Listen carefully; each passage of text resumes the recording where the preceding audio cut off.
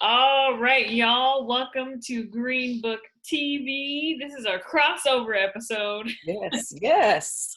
So hopefully you just caught our episode on Bridges Facebook. If not, make sure you go back and check that out.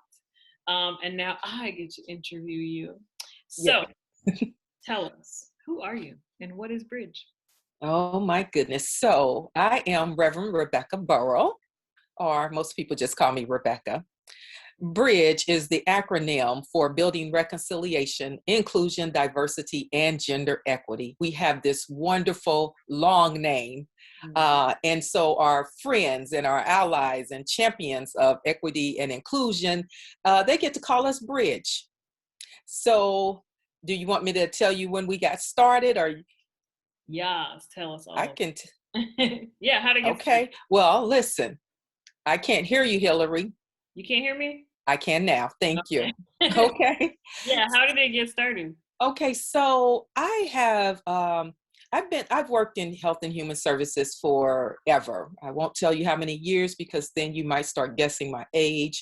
Um, but I've worked in health and human services for quite a while. And throughout those years, I became an advocate for people with disabilities. I was a legislative advocate. And then I also was an advocate for victims of domestic violence. I worked in health. I was the health equity officer for Pinellas County Health Department. And, through all of these different opportunities, I would always reflect on the common theme. And the common theme was the equity and inclusion piece was missing. Diversity was, everybody was doing diversity. Diversity has been a thing probably since the 80s. Diversity movement became pretty popular.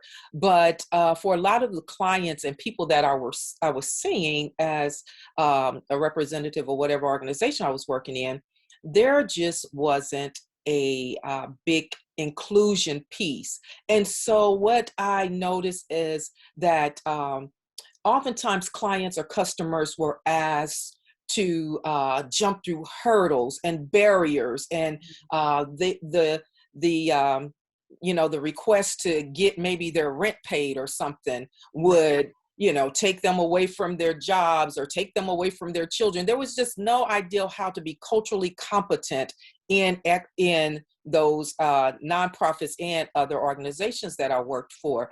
And a lot of times we were unfortunately setting our clients and customers up for failure.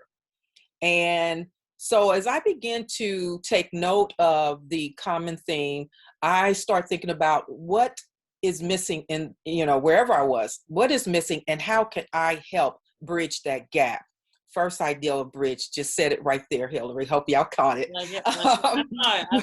But and then over the years, my interest continued to peak where I felt like I needed to not just talk about it, but also, do some academic preparation and things like that.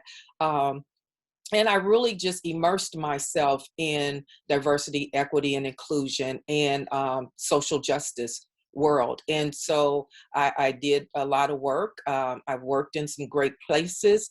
But more importantly, my sense and my call as a minister is also wrapped up in the work that I do. It shapes the work that I do. And so somewhere around in 2018, the name Building Reconciliation, Inclusion, Diversity, and Gender Equity just kind of dropped on me one day as I was thinking about bridge and being a bridge and all that. And I thought, oh my goodness, this fits very well. But it was also important because the name is what sets other organizations that are doing inclusion and equity work apart. And that is the piece of reconciliation. So in 2019, when I finally took the courage, I found the courage and I founded Bridge, I wanted people to understand that reconciliation is what is embedded in the work that we do. We don't do anything apart from reconciliation. And it's important because throughout my years of doing equity and inclusion work, I noticed that it was a sustainability issue. And so early on, we thought we can just help change policies within organizations. And hopefully that will help sustain equity and inclusion initiatives or practices within organizations. And then we will go back a year or two later, and everything that had been put in place by maybe one manager or supervisor was Right. totally dismissed or dismantled. Right. So I started thinking, what is missing? And what I discovered is that there is no connectedness to equity and inclusion unless you are the one that's benefiting from it. So reconciliation helps people connect to one another and see our interrelatedness as human beings.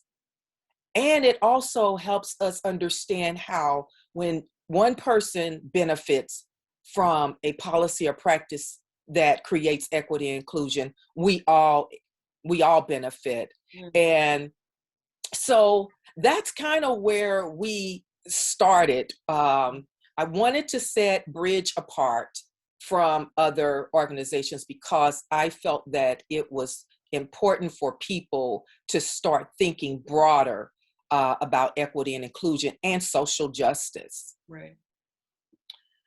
Whew. I know, a mouthful. I'm sorry. No, I loved it. And I loved especially that last part about thinking about helping people build sustainable systems that don't require like that individual person to be there for the thing to keep happening. Yes. Oh. Yeah. Yeah. Well, when you think about it, Hillary, today I was watching some of the I know it's not George Floyd's trial. It's Derek's trial, but we do know that how these things work. George will eventually be the one that they put on trial. Right. But I was watching that, and it took me back to 2020 when everything happened with George Floyd, Breonna Taylor. The country was up in arms, and people were ready for this major movement. And I was getting all of these advertisements from retailers that were saying that Black Lives Matter. And I was watching, the social media, the influx of people that have decided that they are now social justice activists, and they were ready to do the work of equity and inclusion. And lo and behold, the attention began to shrink away and get smaller and smaller until it really has become just a small bubble in, what's happening in America today. So it reminds me of how often it happens, where we get excited about something for the moment, and then we change our thinking about it, or we just say, well, the next thing has happened, and we move on to that.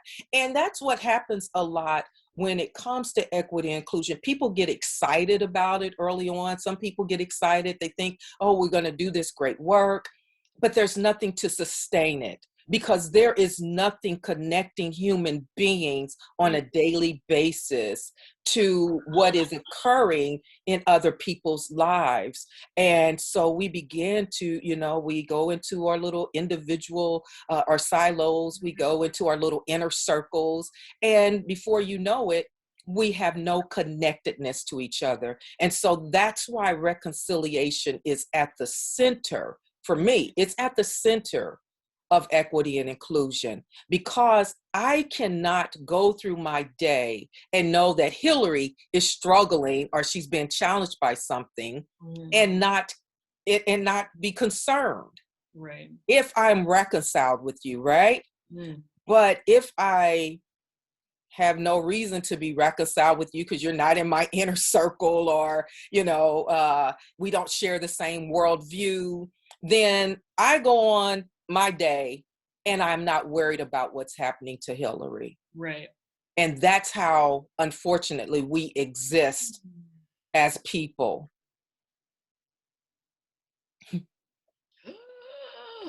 It just hitting right here, right now. Yeah. Yeah. Yep. And I'm really also thinking of a lot about with what you said. I know I have questions. I'm gonna get to them in a second. Okay. During the summer, Google is now like, we're gonna do a thing. You can put that you're Black owned, Yes. and like Yeah. one of my friends on their Facebook story like screenshotted that today and was like, Google is doing things, and I was like, what are you doing? We've been doing that forever with the Green Book of Tampa Bay. So Yes. he heard it from me today. I was like, you are not doing that. Yes. Anyways, that Yeah. Anywho. I'm not emotional. No. Well, the truth is, as Bishop Desmond Tutu says, when he talks about human togetherness, he says that human beings are inextricably bound together, that we are so connected. And when we do not operate in that connectedness, of course, you begin to see the things that are commonplace in our country today. We have people just trying to, remain or at least operate in their perceived superiority because of their fear, because they do not understand how connected we really are. Yeah. Dr. Burrow. All right. So I think you talked to us about how you got this idea. I think you told us why you think it's important. So I'm going to move to my fourth question for you and ask you, for you, what have been some benefits that have already come out of this effort since you started this work in 2019? Well, it's so interesting because when I think about the benefits, an opportunity to just sit down and have conversation with you is a benefit. Some of the work I did not mention is the work that we do in churches. Now I know that some of my preacher friends are going to hate to hear this, but churches can be some of the most oppressive places when it comes to practicing gender equity. Okay. So, and the other thing is, churches are also very responsible for some of the issues that we have with communities not trusting religion, because when they go into communities to do mission work or evangelize, they go in without an understanding of the community. And when I say an understanding, I'm not talking about, where the community is. I'm talking about immersing yourself in that community's culture, so that when you go in as a visitor, and an humble, curious visitor. And so the work with the churches, I think, has been a great opportunity to help churches begin to see how they can operate or maximize their potential, as my uncle would say, or operate in a place where there is humility and curiosity about getting to know a church. The other benefit, we've had this thing called COVID that happened in 2020, which changed everything about who I am as a person. Changed everything.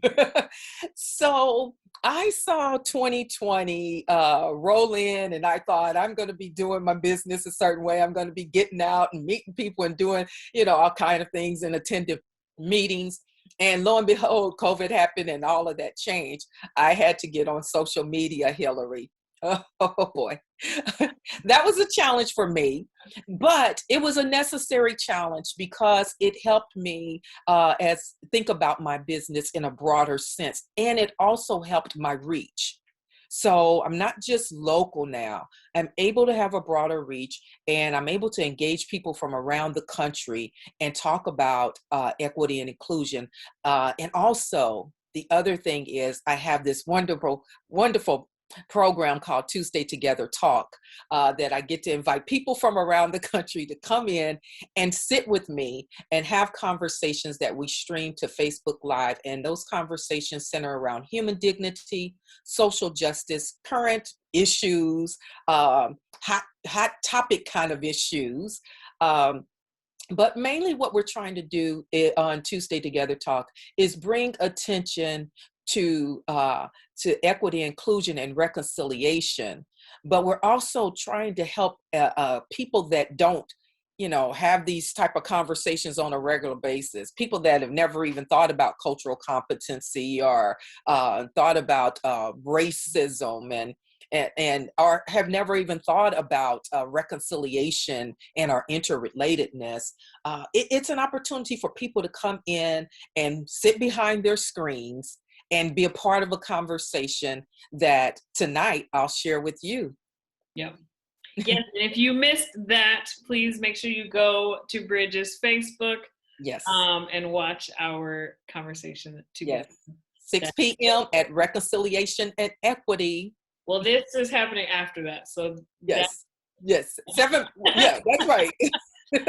You're right. I'm sorry. Look, the time change has just thrown me off. So what has been your favorite thing you've done so far with Bridge?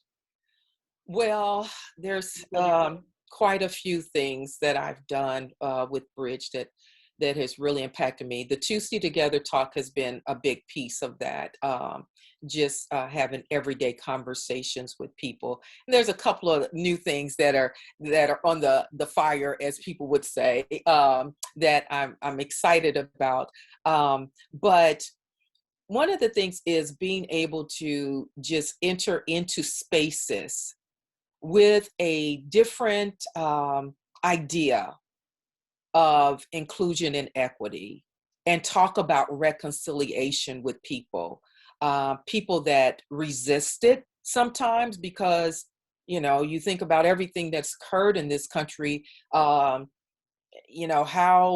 do we become reconciled with people that, call us out our name, don't respect our right to vote, try to oppress our right to vote, people that have abused and beat Black and brown people because of the color of their skin. So how do we talk about reconciliation in that sort of climate and with people that are resistant because they have been oppressed and marginalized for much of their lives? So having those conversations is really, really important to me, because I know that as a preacher of the gospel, we talk about being reconciled with God all the time. That's one of the things we talk about in most religions, no matter what your higher power, the God of your belief is, you talk about being reconciled. But one of the things we hardly ever talk about is being reconciled with one another as human beings. We don't talk about embracing someone's human dignity and honoring that. And so that's been a benefit of having Bridge, is that I get to talk about this stuff. Talk to you all day.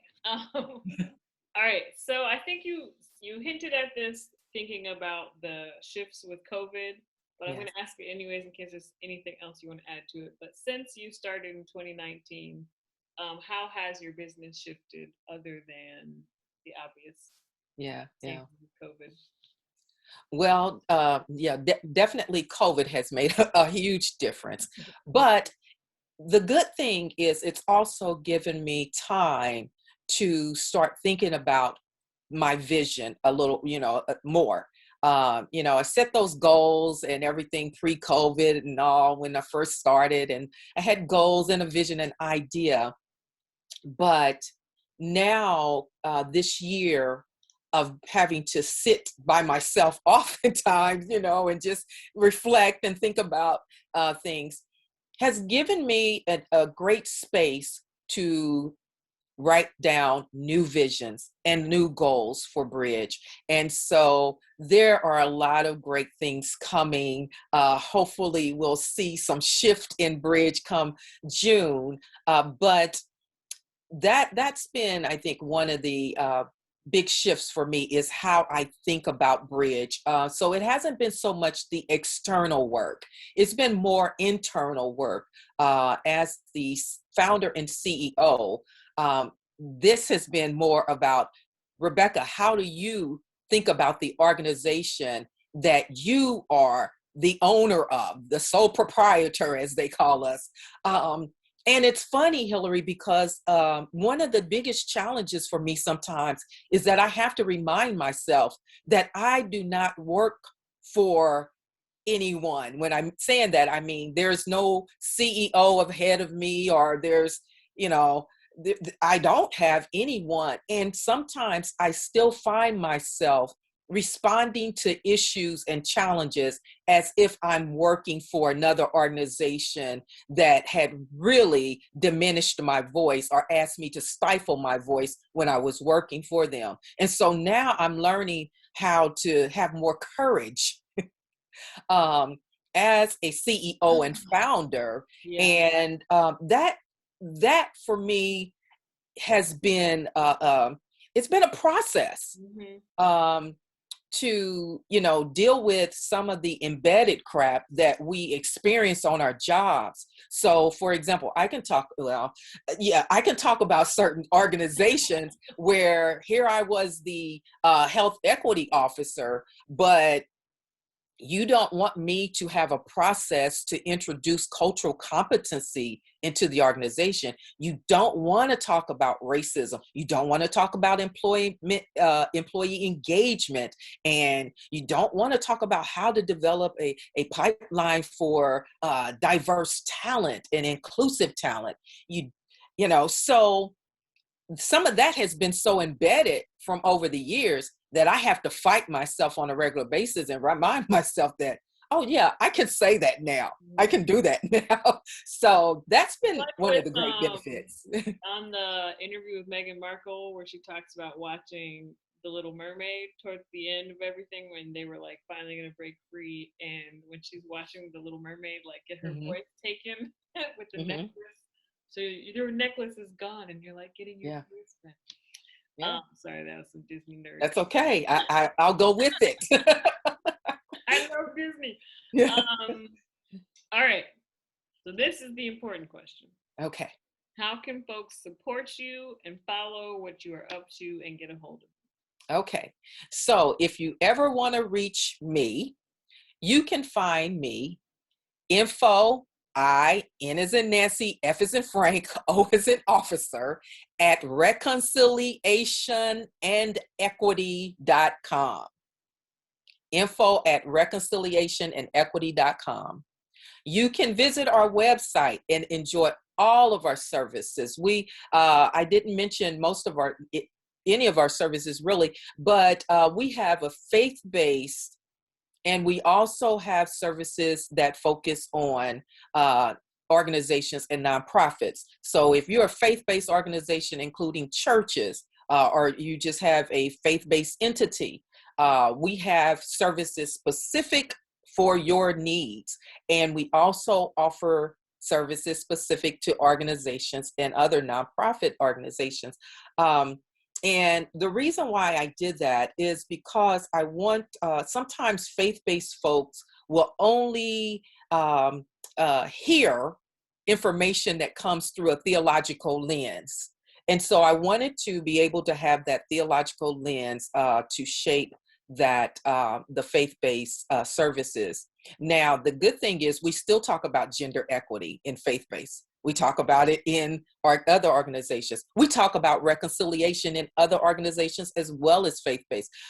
So there's a number of different services that we offer. And we also offer cultural competency policy assessments. So we can come in and review your policies and things and see how sound they are for cultural competence. Some people have no idea. where to even start. So a lot of times we start just reviewing policies. And we do coaching as well. So that one-on-one coaching, where sometimes people as individuals just want to have a safe space to talk about issues that they're struggling with related to racism, or maybe that they are trying to become more aware, self-aware of their own struggles, their hidden biases or implicit biases and things. So we can do some one-on-one coaching as well. So check us out at www.reconciliationandequity.com, www.reconciliationandequity.com. And we would love to have your business, but we also would love to have the experience to walk with you on your journey of becoming a more equitable, inclusive, and just organization, church, or faith-based entity. Yeah. You can also find us on Facebook at Facebook. Reconciliation and Equity on Facebook, and on Instagram. We're gonna work on Instagram at Reconciliation and Equity on Instagram. And if you want to find us on YouTube, same thing, Reconciliation and Equity on YouTube as well. All right, I'll put all of those in the episode notes as well. Thank you, ma'am. All right, well, first of all, thank you, Reverend Burrow, for spending this time with Green Book TV. Thank you. Thank you for telling us all about Bridge, building reconciliation, inclusion, diversity, and equity. Gender equity. Yes. Yeah, you got to remember that gender equity. And at some point, maybe one day I'll come back and tell you why that piece is so important and very personal to me, the gender equity piece. And some of you may already know, because as a female in a male-dominant profession and vocation, gender equity is key to our survival. Now, what we will do, we will make room for ourselves if you don't. And so, but we would prefer to work along with our brothers in the ministry. So yes, please visit us at Reconciliation and Equity. We would be more than happy to have your business, but to also, like I said, walk with you on your journey. Mm-hmm. All righty. Thank you so much. Thank you for inviting me, Hillary. Thank you. Good night. Good night.